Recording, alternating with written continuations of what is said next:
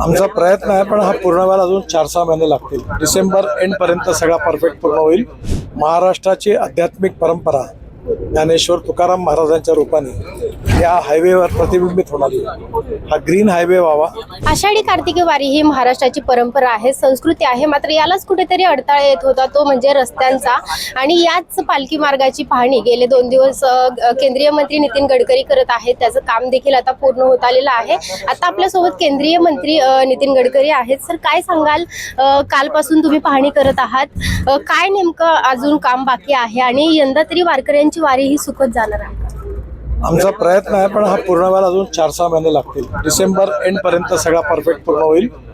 याच्यामध्ये काही कामाचं ॲडिशन आम्ही केलेलं आहे, कुठे कुठे अडचणी आहेत त्या, जेणेकरून हा परफेक्ट बनावा. महाराष्ट्राची आध्यात्मिक परंपरा ज्ञानेश्वर तुकाराम महाराजांच्या रूपाने या हायवेवर प्रतिबिंबित होणार आहे. हा ग्रीन हायवे व्हावा. त्याचबरोबर विठ्ठल आमचा दैवत आहे आणि त्यामुळे पंढरपूरला लाखो लोक, करोडो लोक येतात. त्यांचा प्रवास सुखद व्हावा, वारीमध्ये जाणाऱ्या वारकऱ्यांचा व्हावा, हा सगळा प्रयत्न आहे.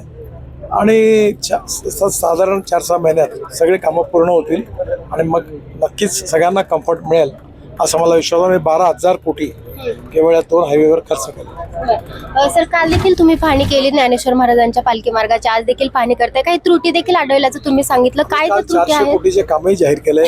अनेक ठिकाणी रस्ते क्रॉस करण्याच्या बाबतीतल्या अडचणी आहेत, काही फूट ओव्हरब्रिजेसची आहे. तिकडे विशेषतः पुण्याकडनं सुरत हडपसरवरून तिथे काम सुरू आहे, तिथल्या सगळ्या गोष्टी बघितल्या, तशा सूचना दिल्या आहेत. आणि म्हणून ज्या ज्या कमी असतील त्या पूर्ण करू, पुन्हा लक्षात आणून दिलं तर त्या पूर्ण. सर, पेट्रोलचे दर वाढलेले आहेत आणि आपण पाहतो की महागाईचा फटका सर्वसामान्यांना बसतोय. काय वाटते तुम्हाला? नाही, आपण आपलं आत्मनिर्भर बनलं पाहिजे. Electric, ethanol, methanol, biodiesel, LNG या पर्यायी फ्युएलचा वापर करावा असं मी 2004 पासून अभियान चालवतो. त्याचीच देशाला गरज आहे आणि आता या परिस्थितीमुळे लोक अजून गतीने काम करतील असं मला विश्वास आहे. नक्कीच इथेनॉलच्या गाड्या देखील लॉन्च करण्याचं तुम्ही सांगताय, तर कधीपासून? आता पुढच्या पर्यावरण दिवशी मी मारुती सुझुकीची एक गाडी पण लॉन्च करतो. सर, एक वेगळा प्रश्न आहे की तुम्ही जे राजकारणी आहात की विरोधातले देखील तुमचं गोडवे गात असतात. कालच प्रणिती शिंदे देखील म्हणाले की तुमच्यासारखे मुख्यमंत्री हवे होते. काय वाटतं, कसं असं राजकारणी? मला याच्यावर काही बोलायचं नाही. राजकारणामध्ये मी, माझी पार्टी आणि विचारधाराचा मला अभिमान आहे, पण विकासाच्या कामात राजकारण आणायचं नाही, हे आपलं प्रिन्सिपल.